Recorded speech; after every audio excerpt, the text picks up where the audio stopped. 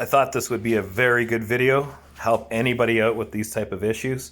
You still do your diagnostics, still troubleshoot the vehicle. Don't replace and don't take things off just because of codes.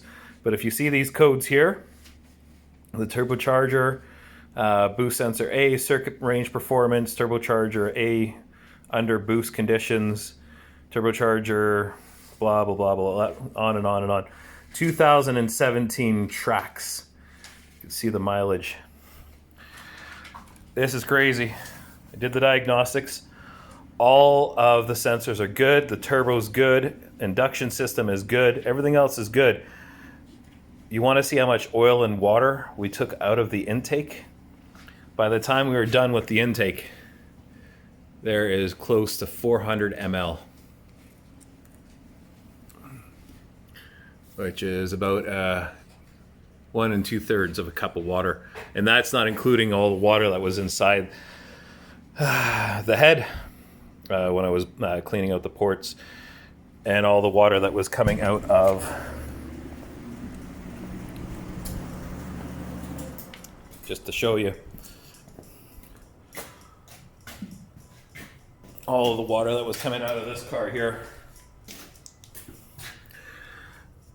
Right down there. I got it all cleaned out. We're ready to put it back together. I just thought it would be a very good video just for people to understand. This hose here, all the way up and down and around to the actuator for the turbo, was full of water.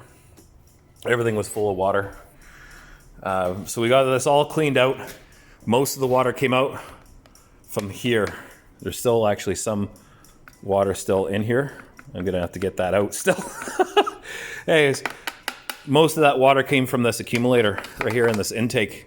Imagine if a half a cup of water just came out of this. But on top of it, that's not the problem.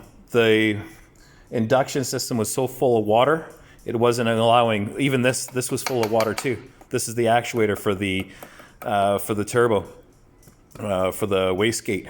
But this was seized up. This was frozen. All that water in here, imagine if that fractured inside the intake and then you start this thing up when it warms up.